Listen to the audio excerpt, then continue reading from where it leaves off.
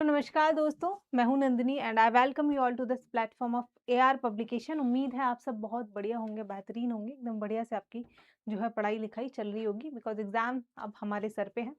तो last class में हमने देखा था कि आपने magnetic effect of electric current हमने चैप्टर देखा था, ठीक है। तो लेकिन मैंने उसका क्वेश्चन नहीं कराए थे, क्लास हमारी लंबी हो जाती। तो आज की क्लास में हम क्वेश्चंस को देखेंगे और क्वेश्चन के थ्रू कुछ और ऐसा कॉन्सेप्ट होगा जो एक आध चीज़ हमारी छूट गई होंगी, वो हम क्वेश्चन के माध्यम से एक्सप्लेनेशन में देख लेंगे, ठीक है। ओके, उम्मीद है कल की क्लास आप लोगों ने देखो देख ली होगी, और नहीं देखी है तो जाके दोस्तों पहले कल की क्लास देख लो। और जो लोग नए हैं, पहली बार चैनल पे आए हैं, तो चैनल को सब्सक्राइब कर लीजिएगा, ठीक है। तो स्टार्ट करते हैं आज की क्लास। हमारा टॉपिक है क्या आपका, magnetic effect of electric current. नहीं जाओगे तुम magnetic effect of electric current मतलब कि कितनी देर हमारा में होगा?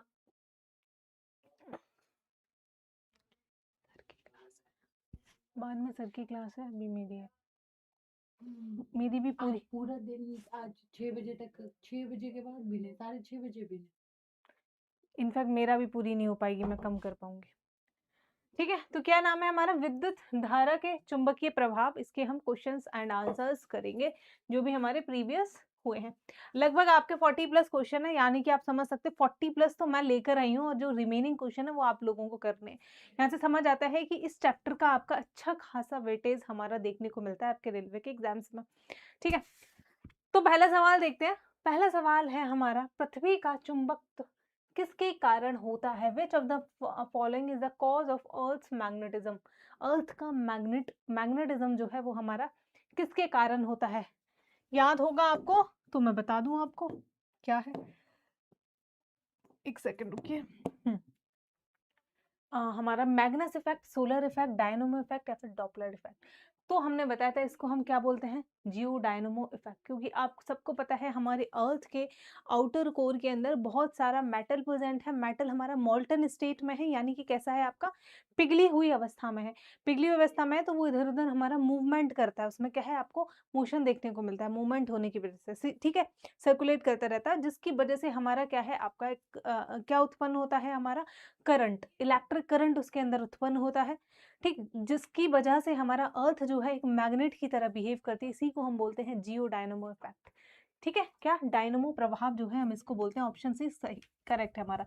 कैसे, देखो ये है हमारी अर्थ, ठीक है, ये हमारी अर्थ है, ये है हमारा इक्वेटर, ये है हमारा अर्थ का नॉर्थ पोल, ये है हमारे अर्थ का साउथ पोल, ठीक है, ये है हमारे अर्थ का क्या है, साउथ पोल। अब जो है हमारी अर्थ है ये एक बार मैग्नेट की तरह बिहेव करती है। कैसे, ये बार मैग्नेट की तरह, यानी कि ये तो हमारा मैग्नेट का कौन सा पोल होगा, कौन सा होगा, ये हमारा होगा मैग्नेट का साउथ पोल, ये हमारा होगा मैग्नेट का नॉर्थ पोल, ठीक है, मैग्नेट का नॉर्थ पोल। और ये वाला नॉर्थ पोल कौन सा, ये हमारा ज्योग्राफिक नॉर्थ पोल है, ये हमारा ज्योग्राफिक साउथ पोल है। फिर हम मैग्नेटिक कंपास से देखेंगे तो जिधर मैग्नेट की निडल जा रही है, ठीक है, वो हमारा इस ज्योग्राफिक नॉर्थ पोल की तरफ नहीं है, इससे टिल्टेड है, यहाँ हमारी इंडिकेट करेगी, ठीक है। सेम साउथ वाला इधर करेगी, तो ये हमारी जब लाइन को मिलाएंगे तो ये हमारा क्या है, ये है मैग्नेटिक नॉर्थ अर्थ का, ये है मैग्नेटिक साउथ अर्थ का। पहले हमको ऐसा लगता था कि दोनों सेम ही है, बट नहीं, थोड़ा सा टिल्ट है हमारा, ठीक है। तो ऑप्शन सी जो है यहाँ पे करेक्ट हो जाता है। पृथ्वी के बाहरी कोर में मौजूद पिघले हुए लोहे और निकेल के संचालन हेतु हमारा विद्युत धारा प्रवाहित होती है, जिससे चुंबकीय क्षेत्र बनता है, और यह प्रक्रिया हमारा क्या है, डायनोमो इफेक्ट जो है आपका कहलाता है। क्या कहलाता है हमारा, डायनोमो इफेक्ट कहलाता है। चलो अगले सवाल पे चलते हैं। जब किसी छड़ चुंबक के पास कंपास की सुई जाती है तो वह विक्षेपित क्यों हो जाती है? When a compass needle is brought near a magnet why does it get deflected, ठीक है। जैसे ये हमारी मैग्नेट है, ये हमारी कोई भी मैग्नेट है, ये इसका साउथ है, ये इसका नॉर्थ है। अब यहाँ पे हमारी जो कंपास है उसको हम लेके जाएंगे, कंपास देखा था ना, ठीक है, इस तरीके से हमारी कंपास की निडल होती है, तो इसमें डिफ्लेक्शन आपको देखने को मिलेगा। क्यों देखने को मिलेगा? कंपास की सुई लोहे से बनी होती है, क्या इसलिए डिफ्लेक्शन है? बताओ, क्या इसलिए डिफ्लेक्शन है, या फिर हमारा कंपास की सुई एक छोटी छड़ चुंबक होती है? तो हमारी कंपास की सुई एक्चुअल में एक बार मैग्नेट होती है, छोटी, ठीक है। तो उसमें डिफ्लेक्शन, जैसे ये नॉर्थ है तो बार मैग्नेट है, इसका जो साउथ वाला होगा सिरा वो इसकी तरफ जाने की कोशिश करेगा, क्योंकि इसका मैग्नेटिक प्रभाव जो है वो हमारा उस चुंबक के ऊपर, उस मैग्नेटिक कंपास के ऊपर आपको देखने को मिलेगा। आगे समझ में? तो कंपास की सुई एक छोटी छड़ी चुंबक की तरह, स्मॉल बा मैग्नेट की तरह हमारा बिहेव करती है, जो चुंबक क्षेत्र के प्रभाव में आने पर अपनी दिशा बदलती है। जब यह सुई किसी छड़ चुंबक के पास लाई जाती है तो चुंबकीय क्षेत्र सुई पर बल डालता है, जिसके कारण वह क्या हो जाती है, हमारी विक्षेपित हो जाती है। ऑल राइट, अगले क्वेश्चन पे चले। अगला सवाल है हमारा, किसी बिंदु पर चुंबकीय क्षेत्र रेखाओं की दिशा बताने के लिए किस उपकरण का उपयोग किया जाता है? Which instrument is used to determine the direction of magnetic field line? Magnetic field line का हमको डायरेक्शन पता करनी है, तो हम किस चीज का इस्तेमाल करेंगे? ठीक है, किस चीज का? जनरेटर का, मैग्नेटिक कंपास का, इलेक्ट्रिक मोटर का, या फिर हमारा सोलेनॉइड का, किसका इस्तेमाल करेंगे? ठीक है, तो बहुत कॉमन सा है, जनरेटर का इस्तेमाल क्यों करोगे, है कोई मतलब ही नहीं बनता। तो हम किसका इस्तेमाल करेंगे? मैग्नेटिक कंपास का इस्तेमाल करेंगे। ठीक है, किसका? हमारा मैग्नेटिक कंपास का इस्तेमाल करेंगे। ऑप्शन बी जो है यहाँ करेक्ट हो जाता है। ठीक है।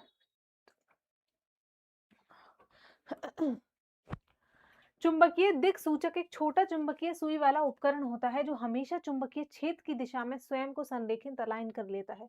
इसलिए यह किसी बिंदु पर चुंबकीय क्षेत्र रेखाओं की दिशा बनाने के लिए सबसे ज्यादा हमारा उपयुक्त तो होता है। ठीक है, जैसे उसका हमारा जो कंपास है, उसका नॉर्थ जो है किसी भी चुंबकीय क्षेत्र में जाने पर चुंबक के साउथ पोल की तरफ डिफ्लेक्ट होना शुरू हो जाएगा। सेम उसका जो हमारा साउथ वाला पार्ट है, चुंबक के नॉर्थ की तरफ डिफ्लेक्ट होना शुरू हो जाएगा, बिकॉज इतना तो आपको पता है कि ऑपोजिट पोल्स जो है वो हमारे अट्रैक्ट करते हैं, सेम जो है वो हमारे रिपेल करते हैं। ठीक है,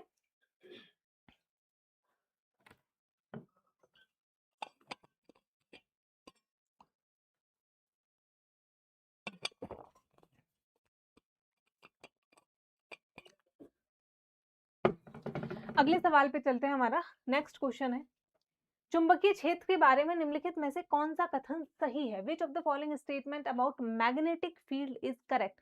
मैग्नेटिक फील्ड के बारे में कौन सा हमारा निम्नलिखित में से आपका स्टेटमेंट सही होगा? ठीक है, यह एक अदिश राशि है, it is a scalar quantity, यह केवल चुंबक के बाहर स्थित होता है। मैग्नेटिक फील्ड चुंबक के बाहर होता है या अंदर भी होता है, बताना। किसी भी बिंदु पर इसकी दिशा चुंबकीय दिक् सूचक द्वारा मापी जाती है। Its direction at any point is measured by magnetic compass. यह सदैव सीधी रेखाओं में हमारा सीधी रेखाओं के रूप में होता है। It is always in form of straight lines. ठीक है, कौन सा हमारा सही है? देखो, पहली बात तो ये हमारा स्केलर नहीं है, वेक्टर क्वांटिटी है।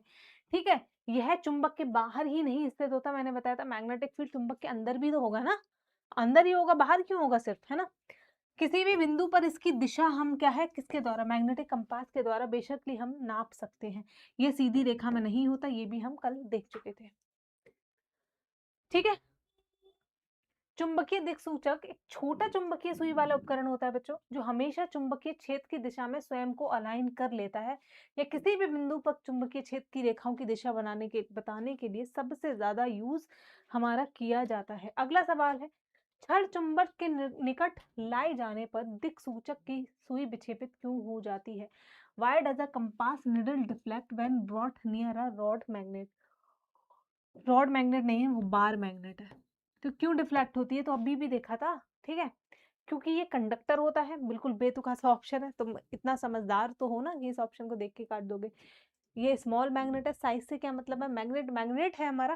ठीक है, क्योंकि यह एक लोहे की छड़ होती है, या फिर इसमें हमारा करंट आपका फ्लो होता है। क्यों हमारा ये ऐसे डिफ्लेक्ट होने लगती है, बताओ। ठीक है, एक second because it is a small magnet. Okay okay, sorry, B वाला ऑप्शन हमारा ठीक है, ठीक है, ठीक है, बी वाला हमारा ऑप्शन सही हो जाएगा, बिकॉज हाँ, ये स्मॉल मैग्नेट होती है। जो हमारी सुई होती है, मैग्नेटिक निडल कंपास जो होती है, वो हमारा कैसे रहती है, वो एक स्मॉल मैग्नेट होती है। ठीक है, आई थॉट कि ये साइज के बारे में बता रहा है। ठीक है, बट नहीं। ठीक है, बट अदर ऑप्शन मैंने देखे तो समझ आया दोनों, वो बाकी सारे तो गलत है, यही हमारा सही है, ऑप्शन बी जो है। ठीक, अगला क्वेश्चन है हमारा, निम्नलिखित में से कौन सा उपकरण विद्युत धारा के चुंबकीय प्रभाव का उपयोग नहीं करता? विच of the following device does not use the magnetic effect of हमारा इलेक्ट्रिक करंट? ठीक है, कौन सी डिवाइस हमारा ये यूज नहीं कर रही है magnetic effect of electric current? ये मैंने बताया था क्या होता है magnetic effect of electric current. किसी भी वायर में, किसी भी डिवाइस से जब इलेक्ट्रिक करंट को हम वायर से पास करते हैं, तो क्या है उसके अंदर मैग्नेटिक फील्ड हमारा उत्पन्न हो जाता है, ठीक है। इसको इलेक्ट्रोमैग्नेटिज्म भी बोलते हैं, magnetic effect of electric current भी बोलते हैं। यानी कि कोई भी करंट कैरिंग ऑब्जेक्ट एक मैग्नेट की तरह हमारा बिहेव करना शुरू कर देता है, ठीक है। That's what it is trying to say. तो माइक्रोफोन है, इलेक्ट्रिक जनरेटर है, मैग्नेटिक कंपास है, या फिर हमारा इलेक्ट्रिक मोटर है। कौन सा हमारा magnetic effect of electric current नहीं शो करता? तो देखो ये सारे के सारे हमारे इसी पे बेस्ड हैं, लेकिन मैग्नेटिक कंपास तो अपने आप में मैग्नेट ही है, ठीक है। That's why it is showing magnetic effect. उसमें कुछ करंट पास करो ना करो, क्या ही मतलब, क्या ही फर्क पड़ता है ना। तो मैग्नेटिक कंपास तो एक छोटा मैग्नेट है, ठीक है। तो उसका कोई भी संबंध हमारा करंट से आपका नहीं है। तो ऑप्शन नंबर सी जो है यहाँ पे करेक्ट हो जाएगा, ठीक है। और ये किस पे वर्क करता है? हमारा अर्थ का नेचुरल मैग्नेटिज्म पे वर्क करता है ये हमारा, तो कोई आपका इलेक्ट्रिक करंट पे नहीं। बहुत भारी भारी भरकम सा सवाल लग रहा है ये तो, है ना। ठीक है, देखते हैं क्या है। निम्नलिखित विवरण से चुंबकीय क्षेत्र रेखाओं का सही गुणधर्मों की पहचान कीजिए। From which of the following statement identify the correct properties of magnetic field line. Magnetic field lines की करेक्ट प्रॉपर्टीज के बारे में आपको बताना है। पहला क्या है इसमें? चुंबकीय क्षेत्र रेखाएं बंद पाश होती हैं। Magnetic field line forms a close loop. मैंने बताया था ये है हमारी कोई भी मैग्नेट, ज्यादा बड़ी हो गई। देखो ये है बच्चों हमारी मैग्नेट, इसका हो गया एक नॉर्थ पोल, इसका हो गया हमारा एक साउथ पोल। बताया था नॉर्थ से मैग्नेटिक फील्ड लाइन निकलती हैं, साउथ में घुस जाती हैं, फिर ऐसे करके अंदर चलती हैं। तो ये क्या बन गया हमारा? ये बन गया एक आपका क्लोज लूप। सेम हमारा इधर से निकलेंगी, इधर ऐसे चली जाएंगी, ठीक है। तो ये क्या बना हमारा? ये क्लोज लूप। डायरेक्शन ऐसे होगी, लेकिन जब अंदर की बात करते हैं तो अंदर साउथ से नॉर्थ चलती है। तो इसने क्या बोला हमारा? क्लोज लूप है। बिल्कुल सही बात है, पहला स्टेटमेंट हमारा एकदम सही हो जाता है, ठीक है। चुंबकीय क्षेत्र रेखा चुंबक के बाहर चुंबक के उत्तरी ध्रुव से दक्षिण की ओर होती है। Outside a magnet. चुंबक के बाहर हमारा कहां से कहां चलती है? क्या बोल रहा है ये हमारा? उत्तरी ध्रुव से दक्षिण ध्रुव, नॉर्थ से लेके हमारा साउथ में चलती है, ठीक है। क्या हमारा? नॉर्थ से लेके साउथ में चलती है, बिल्कुल। बाहर चुंबक के नॉर्थ से साउथ में चलती है, अंदर साउथ से नॉर्थ में चलती है। ये वाला भी हमारा सही हो गया, ठीक है। और ये वाला भी हमारा सही हो गया, दो तो सही हो गए। अगला है चुंबकीय क्षेत्र रेखाएं परस्पर प्रतिच्छेदित करती हैं। Magnetic field line intersect each other. यहाँ पे हो गई बात गड़बड़। आपको देख के लग रहा है कि कोई भी मैग्नेटिक फील्ड लाइन एक दूसरे को काट रही है, ठीक है। नहीं काट सकती है, पैरेलली चल रही है, ठीक। कैसे काटी? काटने का मतलब होता है एक यहाँ से निकलती ऐसे जाती, तब होता ना हमारा कि काट रही है। तो आपके ये काट नहीं रही है, नहीं काटते हैं। तो तीसरा हो गया हमारा यहाँ पे गलत। अगला देखते हैं। यदि चुंबकीय क्षेत्र रेखाएं सघन हो तो उस क्षेत्र में चुंबकीय क्षेत्र की प्रबलता उच्च होगी। Where are the magnetic field line are denser. जहां पे मैग्नेटिक फील्ड लाइन डेंसर होंगी वहां पे मैग्नेटिक फील्ड की जो स्ट्रेंथ है, जो ताकत है, वो हमारी कैसी होगी? ज्यादा होगी। एकदम सही बात है ये, ठीक है। प्रत्येक इकाई क्षेत्रफल में चुंबकीय क्षेत्र रेखाओं की संख्या चुंबकीय फ्लक्स कहलाती है। The number of magnetic field lines per unit area is known as magnetic flux, ठीक है। ऐसा कुछ था हमारा? नहीं। तो हमारा देखो पहले तो आप फर्स्ट ऑप्शन सही है, दूसरा ऑप्शन सही है, और हमारा चौथा ऑप्शन सही है। फर्स्ट सेकंड एंड फोर्थ इसमें हमको सही दिख रहा है। ऑप्शन ये हो सकता है सही। पहले में तीसरा, तीसरा हमारा गलत है। इसमें भी तीसरा है, इसमें भी तीसरा गलत है। और जहाँ भी हमारा 3-3 आ रहा है, तो जो यहाँ पे बेटर ऑप्शन है वो है हमारा क्या? ऑप्शन नंबर ए जो है वो हमारा क्या हो जाता है? आपका सही, ठीक है। सदैव बंद वक्र होती हैं चुंबकीय रेखाएं।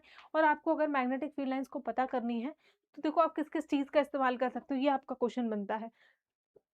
लोहे का बुरादा लो, मतलब पिसा हुआ लोहे का चूरा सा लोहे का बुरादा लो, कोई मैग्नेट रखो एक टेबल पे और उसके चारों तरफ लोहे का बुरादा ऐसे करके छिड़क दो, ठीक है। तो आपको ये जो लाइंस है ना, ये लाइंस इमेजिनरी है, वैसे दिखाई नहीं देती है, लेकिन जब आप लोहे का बुरादा छिड़कोगे ना तो आपको एक्चुअल में ऐसी लाइंस बनती हुई दिखाई दे जाएंगी। अगर यकीन नहीं हो तो करके देखो। या फिर छोटी छोटी नूडल्स लो, उनको भी जब आप फेंकोगे तो ऐसे मैग्नेटिक फील्ड के चार लाइंस जो होती हैं उसके पैटर्न में अरेंज हो जाएंगी। ओके, अगला क्वेश्चन देखते हैं। निम्नलिखित में से कौन सा कथन सही है या फिर सही है? चुंबकीय क्षेत्र की प्रबलता क्षण चुंबक के केंद्र में सर्वाधिक प्रबल होती है। The strength of the magnetic field is strongest at the centre of the bar magnet. Bar magnet के सेंटर पर हमारी जो है मैग्नेटिक फील्ड सबसे ज्यादा स्ट्रॉन्ग होता है। क्या ऐसा है? बताओ। ठीक है, ऐसा है कि सेंटर पे सबसे ज्यादा स्ट्रॉन्ग हो। समझ रहे हो आप? ये बार मैग्नेट है, यहाँ से निकल रही है, ऐसे जा रही है हमारा। ठीक, ये बोल रहा है कि ये जो सेंटर है यहाँ पे स्ट्रेंथ होगी, तो यहाँ पे तो नहीं होगी, तो गलत है हमारा। अगला देखते हैं, कोई भी दो चुंबक बल रेखाएं प्रतिच्छेदित नहीं करती हैं। No two magnetic field line can intersect. बिल्कुल, कोई भी दो लाइंस एक दूसरे को नहीं काटती हैं। अगला है, चुंबकीय बल रेखाएं बंद सतत वक्र निर्मित करती हैं। Magnetic field lines form a close continuous curve. बिल्कुल सही बात है, हमारा तीसरा स्टेटमेंट भी सही हो जाता है, लेकिन हमारा पहला जो है वो गलत है। तो सेकंड एंड थर्ड जो है वो हमारे ठीक है। ऑप्शन नंबर डी यहाँ पे आपका हो जाएगा करेक्ट। ठीक है, अगले क्वेश्चन पे चलते हैं। हमारा क्वेश्चन नंबर 9, एक क्षण चुंबक के चारों ओर चुंबकीय जो रेखाएं हैं वो क्या दर्शाती हैं? विच what do the magnetic field lines around the bar magnet represent? क्या दर्शाती हैं? चुंबक के चारों ओर वायु का प्रभाव। वायु का तो कोई मतलब ही नहीं है, कहाँ से वायु, कोई सेंस ही नहीं बनता इस ऑप्शन का, आराम से कट कर दोगे। चुंबकीय क्षेत्र की दिशा को दर्शाती है। Direction and strength of magnetic field, ये हमारा लग रहा है आपको कि सही हो सकता है, ये हमारा जो है सही हो सकता है, बट अभी और पढ़ेंगे। ग्रेविटेशनल फील्ड नहीं, ये भी कोई सेंस नहीं है। चुंबक के चारों इलेक्ट्रॉन्स की गति नहीं, ये भी हमारा गलत है। तो ऑप्शन नंबर बी आपका क्या हो जाता है? हमारा सही हो जाता है। ठीक है, हाँ देखो ये दे रखा है, लोहा चूड़ यानी कि आयरन फ्लिंग जो होती है उससे चुंबकीय क्षेत्र रेखाओं को आप जो है देख सकते हो। जो हमारी इमेजिनरी लाइंस है उनको आप देख सकते हो, किससे? लोहे के चूने से। ये रेखाएं स्थिर चुंबकीय ध्रुवों के चारों ओर क्या है? एक विशेष पैटर्न बनाती है। यह चुंबकीय बल की दिशा और सामर्थ्य को दर्शाती है। सब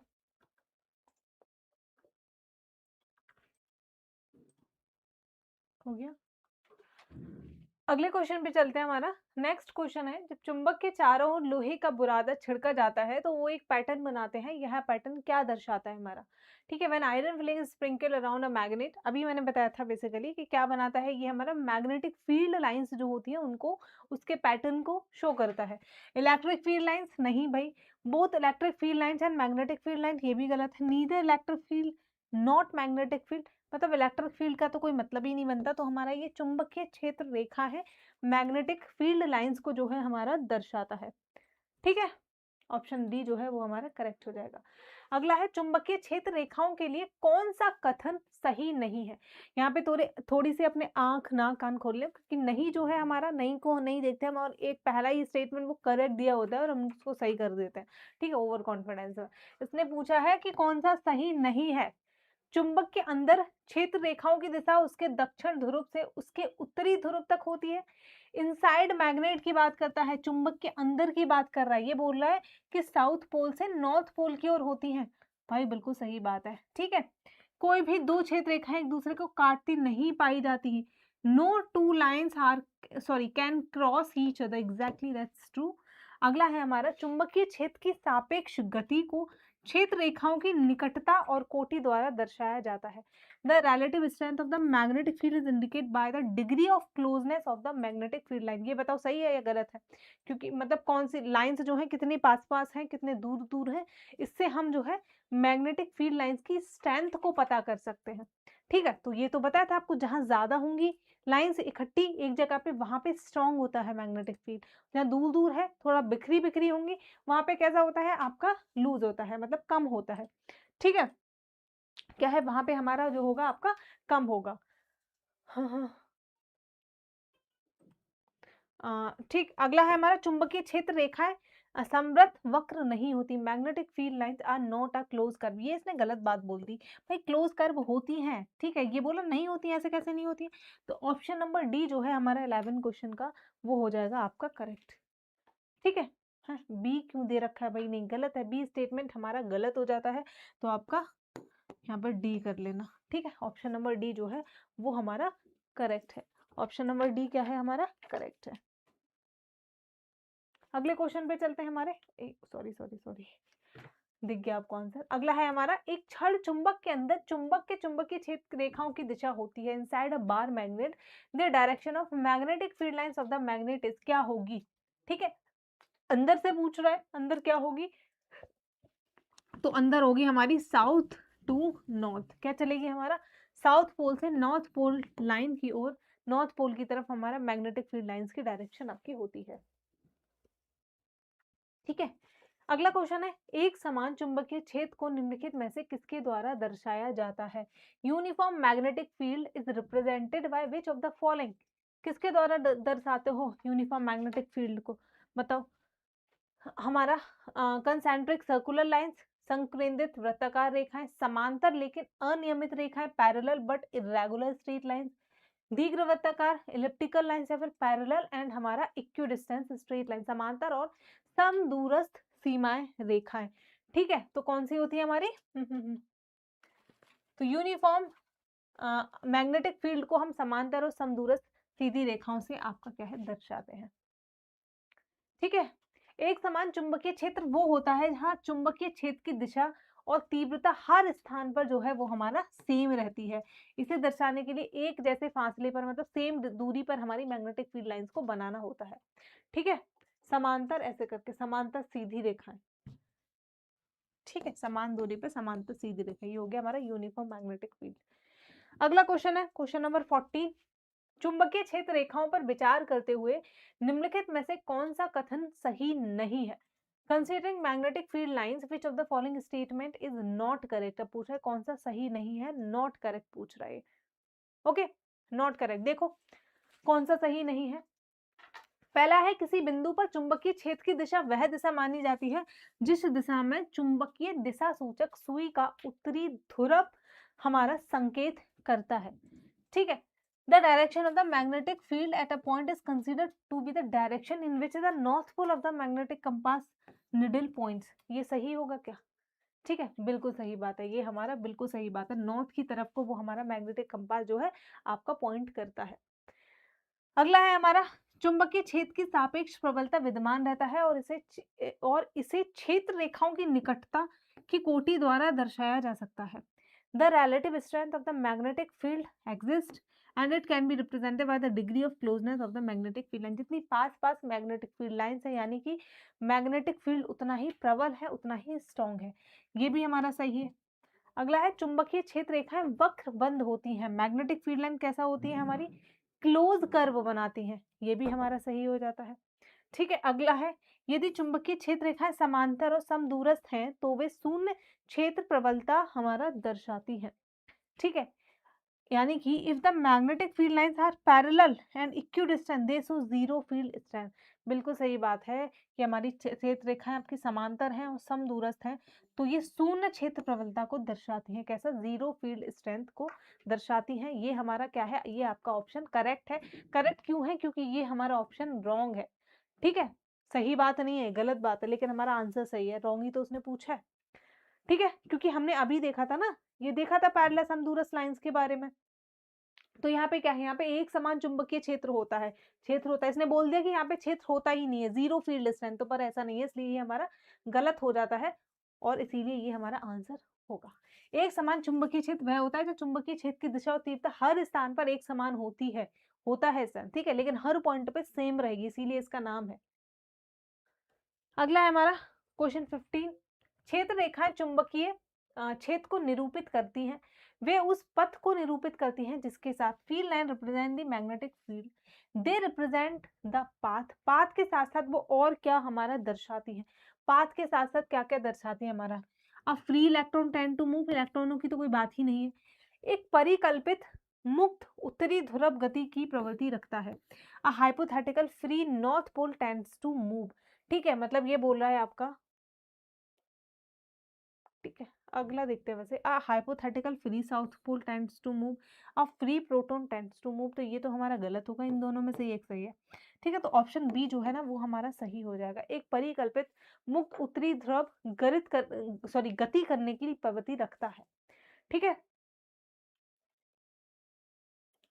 देखो एक्सप्लेनेशन देखो एक बारी इसका। चुंबकीय क्षेत्र रेखाएं कौन सी दशा होती हैं? वो दशा दर्शाती हैं जिससे किसी परिकल्पित उत्तरी ध्रुव स्वतंत्र रूप से गति करेगा। चुंबकीय क्षेत्र रेखाएं उत्तरी ध्रुव से हमारी निकलती हैं और दक्षिण ध्रुव की ओर हमारी जाती हैं। इसलिए इन रेखाओं की दिशा चुंबकीय क्षेत्र की दिशा को दर्शाती है, जो कि एक मुक्त उत्तरी ध्रुव की गति प्रवृत्ति के अनुसार होती है। ठीक है, आगे समझ? ओके। अभी मेरे से थोड़ा-सा मतलब मे बी प्रॉपर्ली नहीं बोल पा रही हूँ मैं।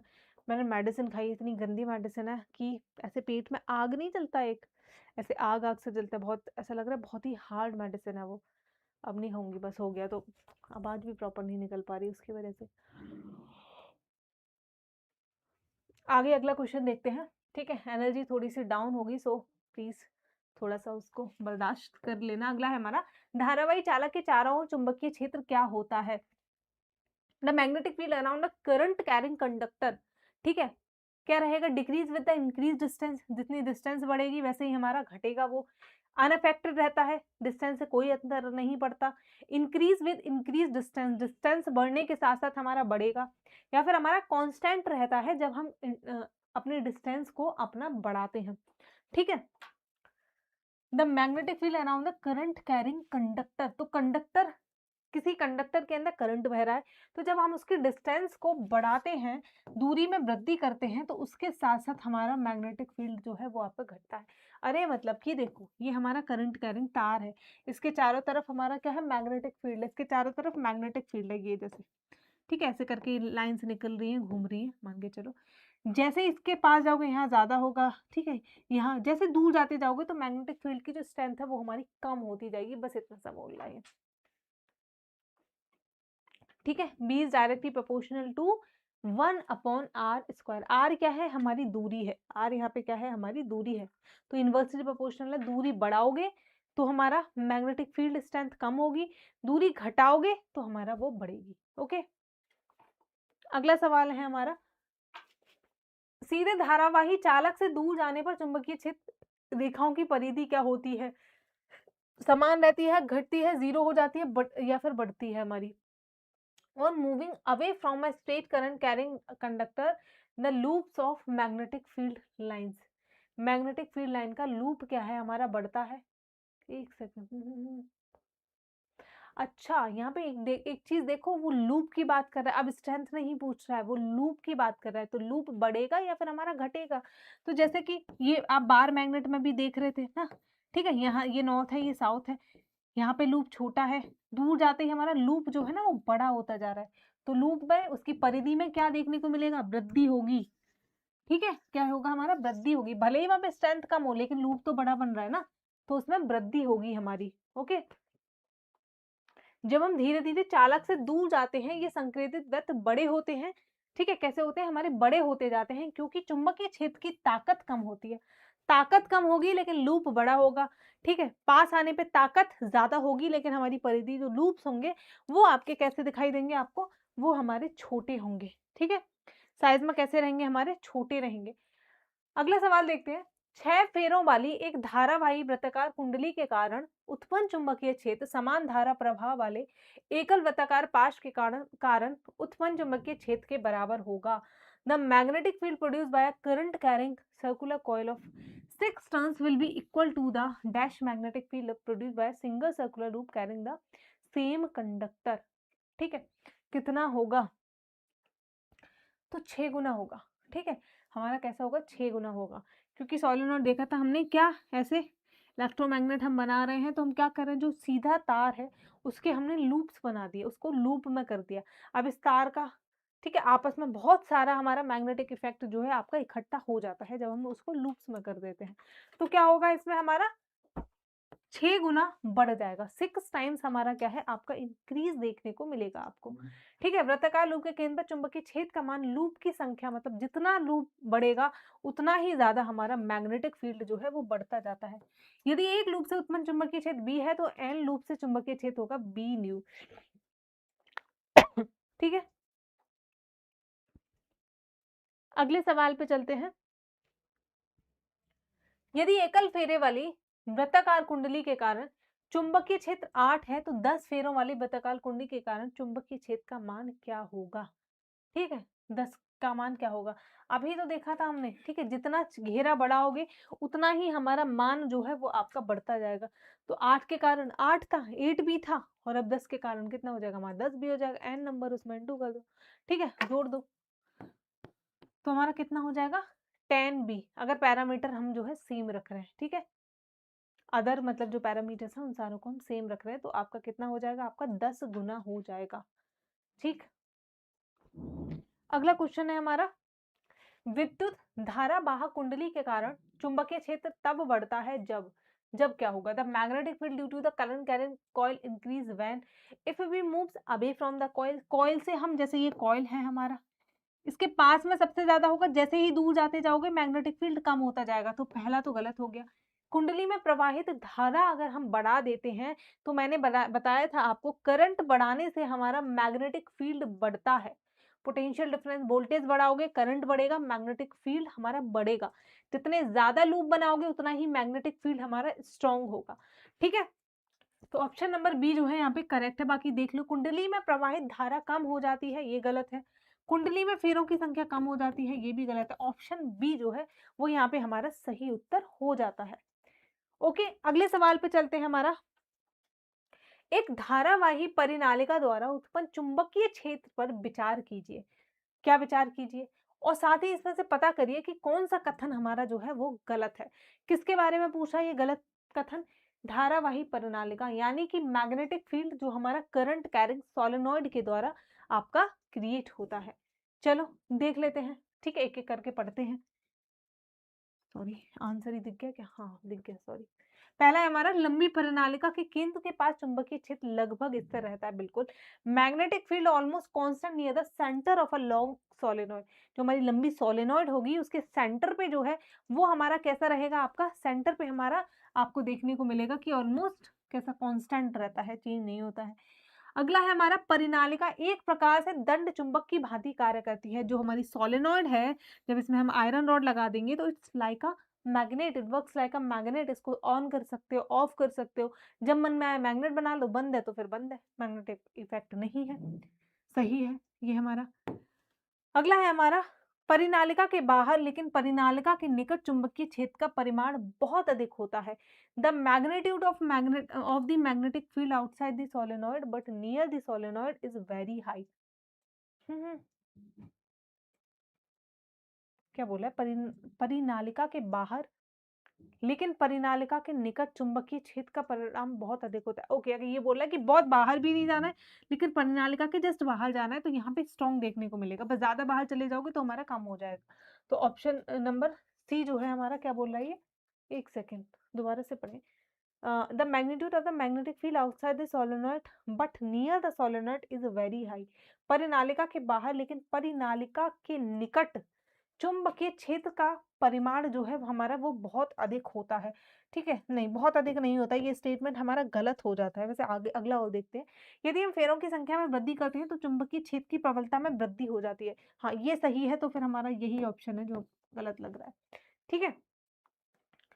अगला बोल रहा है हमारा ये, मतलब देख लो एक बारी, सोलेनॉइड के अंदर चुंबकीय क्षेत्र रेखाएं सीधी होती हैं, समांतर होती है, समान दूरी पर होती है, ठीक है? बाहर चुंबकीय क्षेत्र बहुत कमजोर होता है। बाहर कैसा होता है हमारा? बहुत ही कमजोर देखने को मिलता है, और इसने बोला था कि बहुत हाई होता है। चुंबकीय क्षेत्र की तीव्रता धारा की मात्रा पर निर्भर करती है, यानी कि जितना ज्यादा करंट पास होगा उतना ही ज्यादा वो स्ट्रॉन्ग मैग्नेट की तरह बिहेव करेगा, उतना ही मैग्नेटिक फील्ड स्ट्रेंथ होगा।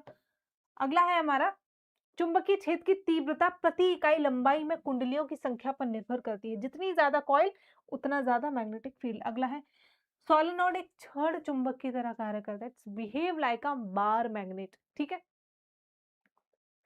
आ रहा है समझ? तो कैसे बिहेव करती है ये? एक बार मैग्नेट की तरह हमारा बिहेव करती हुई आपको देखने को मिलती है। अगले सवाल पे चलते हैं हमारा, क्वेश्चन नंबर 22। निम्नलिखित में से कौन सा कथन धारावाही परिनालिका के अंदर चुंबकीय क्षेत्र रेखाओं के लिए सही नहीं है? Which of the following statement is not correct for the magnetic field lines inside the current carrying solenoid? ठीक है, कौन सा हमारा सही नहीं है पूछ रहा है ये। पहला है हमारा, परिनालिका के अंदर सभी बिंदुओं पर समान, same at all points inside the solenoid. एक सेकेंड, हाँ पैरेलल होती हैं ये, ठीक है? और कैसी? समान रहती हैं हमारी, बिल्कुल सही बात है। करेक्ट करेक्ट पूछा है ना, हाँ, तो ये तो सही है हमारा, ये ऑप्शन नहीं नहीं होगा क्योंकि इसने इनकरेक्ट पूछा है। अगला है अक्ष के अनुदिश और एक दूसरे के समांतर along the axis and parallel to each other. बिल्कुल मैग्नेटिक फील्ड लाइन सोलेनोइड में हमारा पैरेलल होती है, एक दूसरे के पैरेलल हमारे देखने को मिलती है। परिनालिका के अंदर एक समान होती है, uniform inside the solenoid, that's also true. अगला है elliptical and intersecting each other, नहीं, पैरेलल हो गई अगर तो एक दूसरे को इंटरसेक्ट तो कर ही नहीं सकती है ना? तो हमारा ऑप्शन डी गलत हो जाता है और गलत ही उसने पूछा है। ठीक है, दो पैरेलल लाइंस रेलवे की जैसे हमारी पटरियां होती हैं, रेल की पटरियां, कभी दो पटरियों एक दूसरे को काटेंगी नहीं काटेंगी, तो सेम पैरेलल लाइंस कभी never intersect each other, infinite infinite दूर तक चले जाएंगे वो, स्टिल वो कभी भी मैथ्स में पढ़ते हो ना, कभी भी एक दूसरे को दो पैरेलल लाइंस नहीं काटती। अगला है हमारा क्वेश्चन नंबर 23, धारावाही परिनालिका के अंदर पाए जाने वाले चुंबकीय क्षेत्र की प्रबलता क्या होगी? What is the strength of magnetic field found inside current carrying solenoid? Current carrying solenoid के अंदर हमारी क्या आपकी स्ट्रेंथ होगी मैग्नेटिक फील्ड लाइन की? ठीक है, तो अभी देखा था कि जो हमारी सोलेनोइड है इसमें जो हमारा मैग्नेटिक फील्ड है ये ऑलमोस्ट हर जगह हमारा पूरे के पूरे उसके अंदर सेम देखने को मिलता है। कहीं भी देखोगे आपको यूनिफॉर्म मैग्नेटिक फील्ड देखने को मिलेगा। ठीक है, सोलेनॉइड के अंदर हमारा यूनिफॉर्म मैग्नेटिक फील्ड आपका देखने को मिलता है। आगे समझ में? जबकि वहीं हम बार मैग्नेट में क्या देख रहे थे कि एक जगह हमारा ज़्यादा होगा, एक जगह हमारा कम होगा। जहाँ पे लाइन्स पास-पास होंगी, डेंस होंगी, वहाँ पे ज़्यादा होगा, बाकी दूर-दूर होंगी, वहाँ होगा हमारा कम। ठीक है? देखते हैं केंद्र की तुलना में सिरों पर अधिक होता है, नहीं। बीच में सबसे कम होता है, नहीं। एक सिरे से दूसरे सिरे तक बढ़ती हुई जगी जाती है, नॉट। सभी बिंदुओं पर समान होता है, यूनिफॉर्म और फिर बोल सकते हो सेम एट ऑल पॉइंट्स। ठीक है? हुँ। एक बार देख लो। देखो सोलेनॉइड के अंदर चुंबकीय क्षेत्र रेखाएँ कैसी होती हैं? सीधी होती हैं, पैरेलल होती है और हमारी सीधी हो गई, पैरेलल हो गई और जो इनके बीच की दूरी है ना, ठीक है? वो हमारा कैसा रहता है? सेम रहती है। बाहर चुंबकीय क्षेत्र बहुत कमज़ोर होगा, ये हमारी हो गई सोलेनॉइड। तो इसके जो बाहर होगा आपका जो चुंबकीय क्षेत्र मैग्नेटिक फील्ड वो बहुत कम होगा। चुंबकीय क्षेत्र की तीव्रता प्रति इकाई लंबाई में कुंडलियों की संख्याओं पर निर्भर करती है, कई बार बता दिया है। सोलेनॉइड एक छड़ चुंबक की तरह कार्य करता है जिसके दो ध्रुव होते हैं, एक हमारा उत्तर ध्रुव और एक हमारा कैसा, एक नॉर्थ पोल और एक हमारा होता है आपका साउथ पोल। ठीक है, अब अगले सवाल पे चलते हैं, ये भी आपका स्टेटमेंट वाइज सवाल है। निम्नलिखित में से कौन सा या फिर कौन से कथन विद्युत धारावाही परिनालिका के चारों ओर के चुंबकीय क्षेत्र के बारे में बताते हैं? ठीक है, सोलेनॉइड की चुंबकीय क्षेत्र के बारे में कौन-कौन से इसमें सही आपको जो है वो बता रहे हैं। पहला स्टेटमेंट है परिनालिका के भीतर चुंबकीय क्षेत्र एक समान होता है, the magnetic field inside the solenoid is uniform. अभी-अभी देखा था, बिल्कुल यूनिफॉर्म होता है। अगला है magnetic field outside the solenoid is the same in the magnitude as the magnetic field inside the solenoid. मतलब कि परिनालिका के बाहर का चुंबकीय क्षेत्र और अंदर का चुंबकीय क्षेत्र एक समान होगा? नहीं होगा, क्योंकि बाहर का हमारा कैसा है, बाहर का है कम, बहुत कम है, अंदर है बहुत ज्यादा स्ट्रॉन्ग एकदम से। तो कैसे दोनों चीजें हो सकती है? तो नहीं। देखो दूसरा तो गलत है। ठीक है, अब यहाँ देखो जिस जिसमें दूसरा आ रहा है उसको तो काट दो, दूसरा आ जाए इसमें, बस एक ही में आ रहा है। ओके, अगला है हमारा the magnetic field around the solenoid is the same as the magnetic field around a bar magnet.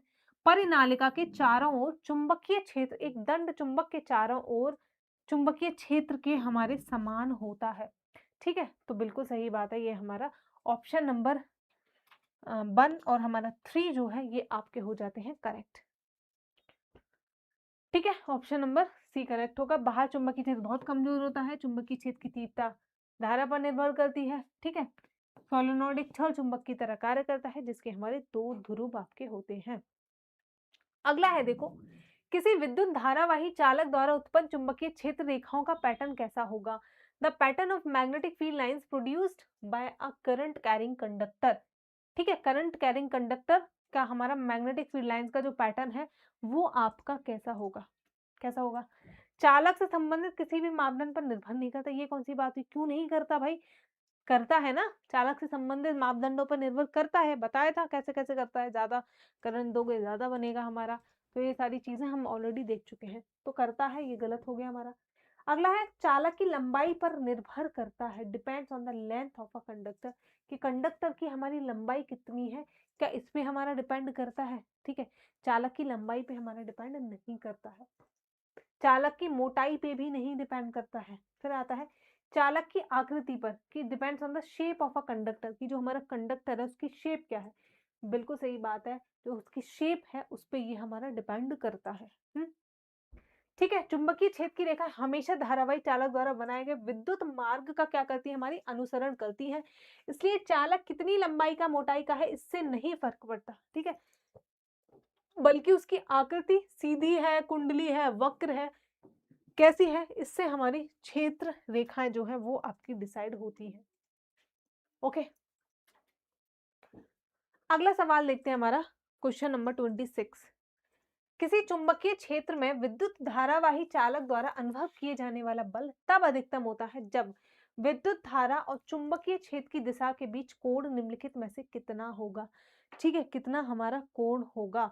The force experience by a current carrying conductor in the magnetic field line when the angle between the direction of electric current, current की direction and हमारा direction of magnetic field हमारा कैसा होगा। तो मैंने बताया था तीनों के बीच में आपका कैसा हमारा एंगल बनना चाहिए, 90 डिग्री का एंगल बनना चाहिए। ठीक है, ये हमारी किसकी डायरेक्शन थी, करंट की डायरेक्शन थी, ये हमारी फोर्स की डायरेक्शन थी, ये हमारी मैग्नेटिक फील्ड की डायरेक्शन थी।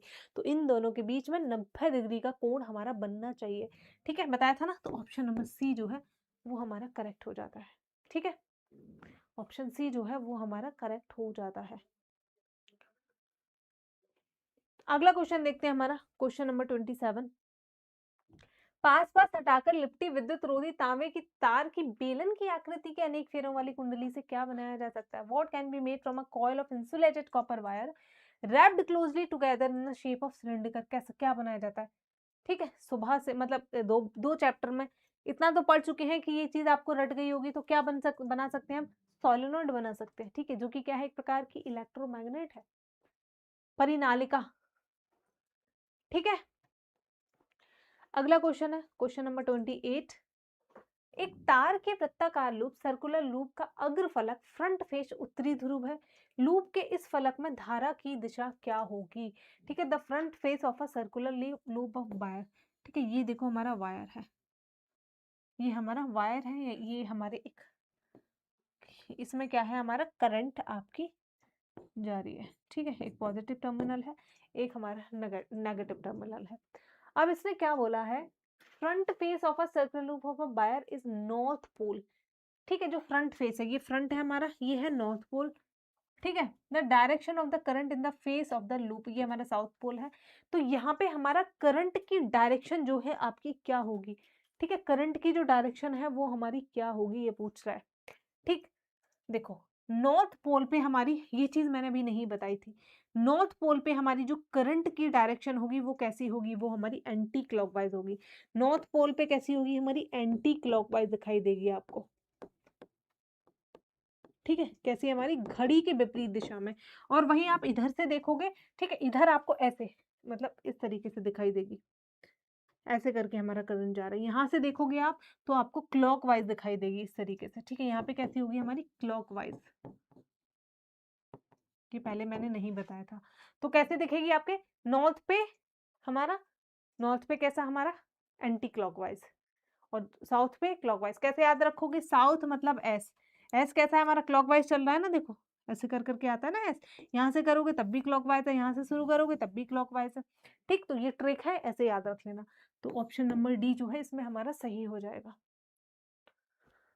ठीक है, और ये हमारे किसके अनुसार है, ये हमारा बोलता है आपका लेंज का नियम। किसका, लेंज का नियम ऐसा बोलता है, अगर किसी वर्ताकार लूप के अग्र फलक फ्रंट फेस को जब हम देखते हैं तो चुंबकीय उत्तरी ध्रुव जैसा व्यवहार करता है, तो धारा की दिशा जो है देखने पर एंटी क्लॉक आपको नजर आती है।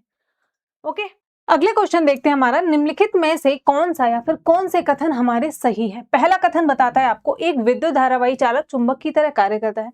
मतलब एक विद्युत धारावाही चालक है जो हमारा किसकी तरह, मैग्नेट की तरह कार्य कर रहा है। इलेक्ट्रॉन को चुंबकीय क्षेत्र के लंबवत ले जाने पर किसी भी बल का अनुभव नहीं होता है। Which of the following statement are correct. A current carrying conductor acts like a magnet, बिल्कुल जिस कंडक्टर से हमारा करंट अगर पास हो रहा है तो वो हमारा मैग्नेट की तरह बिहेव करता है। Electrons do not experience any force when moved perpendicular in the magnetic field. मतलब इलेक्ट्रॉन्स जो हैं उनके ऊपर कोई भी फोर्स नहीं लगता है जब वो हमारा मैग्नेटिक फील्ड के परपेंडिकुलर, जैसे ये मैग्नेटिक फील्ड है तो इसके परपेंडिकुलर अगर वो मूव कर रहे हैं तो उनके ऊपर कोई भी फोर्स नहीं लगता है। ये हमारा ये बोल रहा है। अब पूछा कौन सा स्टेटमेंट सही है, ठीक है, तो हमारा ऑप्शन स्टेटमेंट 1 जो है वो सिर्फ और सिर्फ हमारा करेक्ट होगा। स्टेटमेंट 2 जो है ये हमारा गलत है, ठीक है, ये हमारा क्या है, आपका गलत है। क्योंकि जब मैंने बताया था कि जब किसी भी कंडक्टर को, करंट कैरिंग वायर को, जैसे दो हमारी ये मैग्नेट है, ठीक है, एक हमारी मैग्नेट ये है, एक हमारी मैग्नेट ये है, ठीक है, ये हमारा साउथ हो गया तो ये हमारा नॉर्थ हो गया। इसमें मैंने एक तार रख दिया बीच में से जिसमें से करंट फ्लो हो रहा है। तो मैंने बताया था इन दोनों के बीच में ये दोनों एक दूसरे को अटैक करने की कोशिश करेंगे, इनके आसपास दोनों का मैग्नेटिक फील्ड है। इस मैग्नेटिक फील्ड में अगर मैंने इस तार को रख दिया है तो डेफिनेटली इस पे एक फोर्स लग रहा है, ठीक है, इस पे एक फोर्स लग रहा है, इन दोनों की वजह से इस पे एक फोर्स लग रहा है। लेकिन ये बोल रहा है कि हमारा कोई सा भी फोर्स नहीं लगता है, ठीक है, तो ये हमारा गलत बोल रहा है। तो स्टेटमेंट 2 गलत है, यानी कि कथन 1 हमारा सही हो जाता है। ऑप्शन नंबर ए जो है वो हमारा सही है यहाँ पर, ठीक है। कथन 1 सही है। देखो कथन 2 क्यों गलत है। जब इलेक्ट्रॉन चुंबकीय क्षेत्र के लंबवत चलते हैं तो एक बल का अनुभव करते हैं। यह बल इलेक्ट्रॉन की गति और चुंबकीय क्षेत्र की दिशा दोनों के लंबवत होता है। इस बल को लॉरेंस बल भी कहा जाता है। हमको क्या, लॉरेंस फोर्स भी इसको हम बोलते हैं, ठीक है। अगला सवाल देखते हैं 32। कौन सा समीकरण दर्शाता है कि विद्युत, चुंबक और प्रकाश सभी विद्युत चुंबकीय क्षेत्र की अभिव्यक्तियां हैं। Which equation shows that electricity, magnetism और साथ ही light all are manifesting of the electromagnetic field. कौन सा लॉ जो है वो हमारा ऐसा बताता है, ठीक है। पहला है हमारा Laplace equation, Maxwell's equation, Kirchhoff's law या फिर हमारा ओम्स लॉ हो गया, ठीक है। कौन सा ऐसा लॉ बताता है, तो मैक्सवेल का इक्वेशन है, ये हमारा बताता है कि जो हमारी विद्युत हो गया या फिर चुंबक है, इलेक्ट्रिसिटी, मैग्नेटिक और लाइट सारी की सारी हमारे क्या है, आपका मैनिफेस्टेशन है इलेक्ट्रोमैग्नेटिक फील्ड की। तो मैक्सवेल इक्वेशन ऐसा बताती है। आगे देखते हैं वैसे, ठीक है। मैक्सवेल के समीकरण ने विद्युत, चुंबक और प्रकाश का एक संयुक्त विद्युत चुंबकीय क्षेत्र के रूप में, एकीकृत रूप में एक्चुअली इसको प्रेजेंट किया है, ठीक है, कंबाइंड इलेक्ट्रोमैग्नेटिक फील्ड। अगले सवाल पे चलते हैं। अगला सवाल क्या बोलता है, निम्नलिखित में से कौन सा या फिर कौन से कथन सही है। Which of the following statements is और आर करेक्ट, ठीक है। पहला स्टेटमेंट देखते हैं। विद्युत चुंबक एक ऐसा उपकरण है जिसका उपयोग चुंबकीय क्षेत्र को विद्युत ऊर्जा में परिवर्तित करने के लिए हमारा होता है। Electromagnet is a device used to convert magnetic field into electrical energy. अब आपको समझ आ रहा है, ये तो यार उल्टा बोल रहा है। हमने एक्चुअल में देखा था इलेक्ट्रोमैग्नेट में क्या होता है कि जब किसी कंडक्टर से उसमें से करंट पास करते हैं हम, विद्युत धारा का जब प्रवाह होता है तो उसके अंदर चुंबकीय प्रभाव हमारा उत्पन्न हो जाता है। यानी कि इलेक्ट्रिकल एनर्जी हमारी किस में परिवर्तित हो रही है, आपकी इलेक्ट्रिकल एनर्जी मैग्नेटिक एनर्जी में हमारी चेंज हो रही है। तो पहला स्टेटमेंट तो आपका क्या है, हमारा गलत हो जाता है, ठीक है। अगर ढंग से इलेक्ट्रोमैग्नेट पढ़ा होगा तभी बोलते हैं, साइंस में अगर कॉन्सेप्ट पढ़े हैं तो स्टेटमेंट कुछ भी दे दे आप कर जाओगे, बट आपको कॉन्सेप्ट्स की क्लैरिटी होनी चाहिए। उसके लिए जरूरी है सिर्फ पीवाईक्यू के क्वेश्चन पढ़ के काम नहीं चलेगा। आपको थ्योरी टॉपिक सारे कवर करने पड़ेंगे यार, सारे कॉन्सेप्ट्स आपको पढ़ने पड़ेंगे तभी आप कर पाओगे। अगला देखते हैं। विद्युत चुंबक एक उपकरण है जिसका उपयोग यांत्रिक ऊर्जा को चुंबकीय ऊर्जा में परिवर्तित करने के लिए होता है। Mechanical energy into magnetic energy, दूसरा सही है कि हाँ बिल्कुल मैग्नेटिक एनर्जी ही मिलती है हमको बाद में, लेकिन परिवर्तन किसका हो रहा है, इलेक्ट्रिकल एनर्जी का हो रहा है। ये बोल रहा है मैकेनिकल एनर्जी, कंफ्यूज हो सकते हो तुमको लगेगा अगर ढंग से नहीं पढ़ा कि दोनों में से भाई एक तो कोई ना कोई सही होगा, बट यहाँ पे दोनों ही हमारे गलत है, ठीक है। इसमें क्या होता है, हमारा electrical energy change into magnetic energy, ठीक है। तो हमारे ना तो एक सही है ना तो हमारा दूसरा सही है। तो ऑप्शन नंबर सी जो है वो हमारा यहाँ पे हो जाएगा करेक्ट आंसर, ओके, ठीक है। तो हमारा कथन ही गलत है क्योंकि विद्युत चुंबक चुंबकीय क्षेत्र को विद्युत ऊर्जा में नहीं बल्कि विद्युत ऊर्जा को चुंबकीय क्षेत्र में हमारा बदलता है। कथन दूसरा भी गलत है क्योंकि विद्युत चुंबक यांत्रिक ऊर्जा का उपयोग नहीं करता, वह केवल विद्युत धारा द्वारा उत्पन्न चुंबकीय क्षेत्र पर हमारा आधारित होता है। तो यांत्रिक ऊर्जा की तो कोई बात ही नहीं हो रही है दूर दूर तक, ठीक है। अगला सवाल देखते हैं। धारावाही सीधे तार द्वारा उत्पन्न चुंबकीय क्षेत्र की दिशा क्या होती है। What is the direction of magnetic field produced by a current carrying straight wire. Current carrying straight wire से एक सेकेंड, मतलब डायरेक्शन क्या होगी ये पूछा मैग्नेटिक फील्ड की, जब हमारे किसी वायर में से, किसी तार में से अगर आपका करंट फ्लो हो रहा है, ठीक है, तो हमारी डायरेक्शन क्या होगी ये पूछ रहा है। ठीक है, तो मैंने बताया था कि हमारा परपेंडिकुलर, ठीक है, किसके, जो हमारा वायर है ना, क्या एक second, what is the direction of the magnetic field produce by a current carrying a state wire. एक वायर है जिसमें से करंट बह रही है, तो मैग्नेटिक फील्ड की अगर डायरेक्शन निकालनी है आपको तो कैसे निकलेगी, हमारे तार के तल के लंबवत होगी, तार के तल के 60% कोण पर होगी, 45 पे होगी, ये तार के तल के समांतर होगी। तो आपको सिंपल सा पता है कि जो हमारा बल होता है, बल जो लगता है हमारा, ठीक है, साथ ही हमारा जो करंट की डायरेक्शन होती है और साथ ही हमारा किसकी डायरेक्शन होती है, ये हमारी एक सेकेंड, मैग्नेटिक फील्ड, करंट और हमारा फोर्स हो गया, इसकी डायरेक्शन कैसी होती है, हमारी तीनों के बीच में 90 डिग्री का एंगल बनता है, परपेंडिकुलर बनता है, ठीक है, तो क्या हमारा लंबवत होता है। तो ऑप्शन नंबर ए जो है वो यहाँ पर हो जाता है हमारा करेक्ट। ठीक है, अगले सवाल पे चले, पहले देख लो इसका एक्सप्लेनेशन। जब किसी सीधे तार में धारा प्रवाहित होती है तब वह चारों ओर वृत्ताकार चुंबकीय क्षेत्र रेखाएं उत्पन्न करता है। इस चुंबकीय क्षेत्र रेखाओं की दशा तार के तल के लंबवत होती है।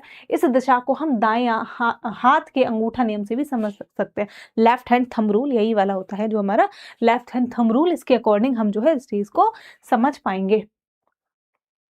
अगला सवाल देखते हैं। कागज की तल में एक ऐसे चालक पर विचार कीजिए जिसमें धारा नीचे से ऊपर की ओर बह रही है।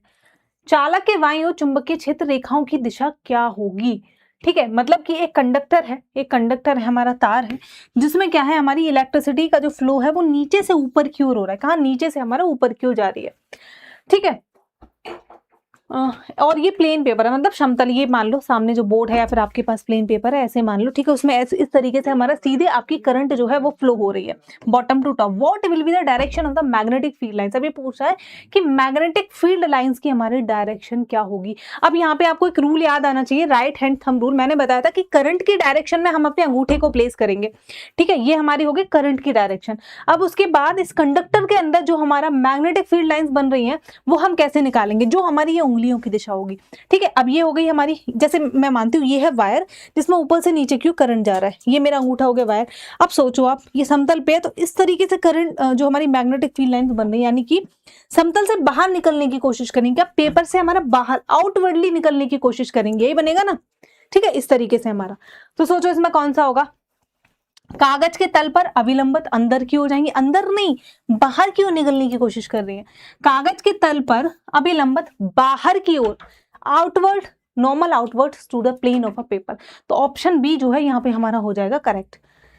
ठीक है, तो क्या है, दाहिने हाथ के नियम के अनुसार यदि धारा नीचे से ऊपर की ओर प्रवाहित हो रही है तो चालक के बाईं ओर चुंबकीय क्षेत्र कागज के तल में अभिलंबित बाहर की ओर हमारा लगेगा। मैग्नेटिक फील्ड लाइंस हमारा क्या है, बाहर की ओर आपकी जो है बनेगी। कॉन्सेंट्रिक सर्कल्स होते हैं ना, तो पता ही है आपको। अगला हम देखते हैं, फ्लेमिंग के बाएं हाथ के नियम में अंगूठे और मध्यमा उंगली के बीच का कोण कितना होता है। In Fleming's left hand rule what is the angle between the thumb and the middle finger, thumb and the middle finger. ठीक है, तो मैंने बताया था एक हमारी करंट की डायरेक्शन होगी, ठीक है, एक हमारी होगी किसकी, मैग्नेटिक फील्ड की डायरेक्शन, एक होगी हमारी फोर्स की डायरेक्शन, बल जो लग रहा है उसकी डायरेक्शन, और इन तीनों के ही बीच में हमारा 90 डिग्री का एंगल होगा। किसी भी तरीके से देख लो, देखो, ठीक है, इन दोनों के बीच में 90 डिग्री का एंगल है। ठीक है, इन दोनों के बीच में 90 डिग्री का है। इसको देखोगे, इन दोनों के बीच में भी हमारा, ठीक है, 90 डिग्री का एंगल बन रहा है, ऐसे बनाना, हाँ 90 डिग्री का बन रहा है हमारा।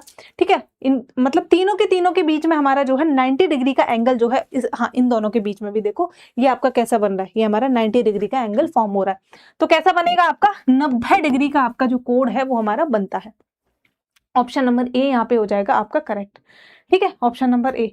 इसमें हमारा ऑप्शन क्या लिखा है, 45 लिखा है, बट ये गलत लिखा हुआ है हमारा। ठीक है, तो इसको करेक्ट कर लेंगे। हमारा ऑप्शन नंबर यहाँ पे जो है ए ही आपका ठीक होगा, बी नहीं होगा। ठीक है, ऑप्शन नंबर ए यहाँ पे ठीक होगा। फ्लेमिंग के बाएं हाथ के नियम के अनुसार बाएं हाथ के अंगूठे मध्यमा और तर्जनी एक दूसरे के लंबवत रखना होता है। कैसे, एक दूसरे के परपेंडिकुलर। परपेंडिकुलर कब होगा, जब हमारा दोनों के बीच में 90 डिग्री का कोण बनता है, तब आपका बोलते हैं कि ये लंबवत है। अंगूठा बल की दिशा दर्शाता है, मैंने बोला। ठीक है, अंगूठा मोटा होता है, सबसे बड़ा होता है, सबसे ज्यादा बल हाथ में इसी में होता है, याद करने के लिए ऐसे याद करो। ठीक है, मध्यमा क्या है, हम क्या, धारा की दिशा, करंट, मैंने बोला ना किसी को मिडिल फिंगर दिखाओगे भाई करंट लगेगा उसको, तो ऐसे याद रखो कि हमारी करंट का। अब बची हमारी सामने वाली तर्जनी उंगली, तो ये क्या है, ये हमारी क्या है, ये मैग्नेटिक फील्ड, चुंबकीय क्षेत्र को दर्शाती है, सिंपल एज दैट। ओके, अगला देखते हैं हमारा, फ्लेमिंग के दाएं हाथ के नियम के अनुसार दाएं हाथ की तर्जनी और मध्यमा उंगली क्रमशः दिस और दिश की दिशाओं को निरूपित करती हैं। ठीक है, according to the Fleming's right hand rule, the index and the middle finger of the right hand represent the direction of this and this respectively. ठीक है, किसकी करती हैं बताओ। तो सबसे पहले तो आएगा हमारा क्या, तर्जनी। तो तर्जनी उंगली की बात करेंगे तो हाँ तर्जनी की बात करें तो तर्जनी उंगली जो होती है हमारी, वो किसको दर्शा रही है, वो हमारी मैग्नेटिक फील्ड को दर्शाएगी। ठीक है, तर्जनी मैग्नेटिक फील्ड को तो दर्शा रही है ना। ठीक है, उसके बाद हमारा बात करेंगे आपका मध्यमा। मध्यमा किसकी डायरेक्शन को दर्शा रही है, हमारा जो करंट उत्पन्न हो रहा है, इंड्यूस्ड जो करंट है उसकी डायरेक्शन को, तो ये हमारा करंट दर्शा रही है। कौन सा ऑप्शन सही होगा हमारा, चुंबकीय क्षेत्र और प्रेरित धारा, ऑप्शन नंबर बी जो है यहाँ पे हमारा करेक्ट हो जाएगा। ठीक है, फ्लेमिंग के बाएं हाथ के नियम के अनुसार बाएं हाथ के अंगूठे मध्यमा तर्जनी एक दूसरे के लंबवत रखना है। अंगूठा बल की दिशा को दर्शाता है, मध्यमा धारा की दिशा को दर्शाती है और तर्जनी चुंबकीय क्षेत्र की दिशा को हमारा दर्शाती है। ओके, अगला सवाल देखते हैं, जब चालक चुंबकीय क्षेत्र के अंतर्गत गतिमान होता है तो प्रेरित धारा की दिशा ज्ञात कीजिए। When a conductor moves under a magnetic field the direction of induced current is determined by. तो हम जो हमारा करंट उत्पन्न हो रहा है उसकी डायरेक्शन को पता करने के लिए हम कौन से नियम का इस्तेमाल करते हैं बताओ। फ्लेमिंग के बाएं हाथ का नियम, फ्लेमिंग के दाएं हाथ का नियम, एक हाथ के अंगूठे का नियम, right hand thumb rule, Maxwell के क्रॉक स्क्रू नियम। ठीक है, तो इसमें हम कौन सा इस्तेमाल करते हैं, तो हम बात करेंगे जब हमको क्या करना है, आपका करंट की डायरेक्शन को पता करना है, तो उसके लिए हम फ्लेमिंग का राइट हैंड रूल का इस्तेमाल करते हैं। राइट हैंड थंब रूल अलग है।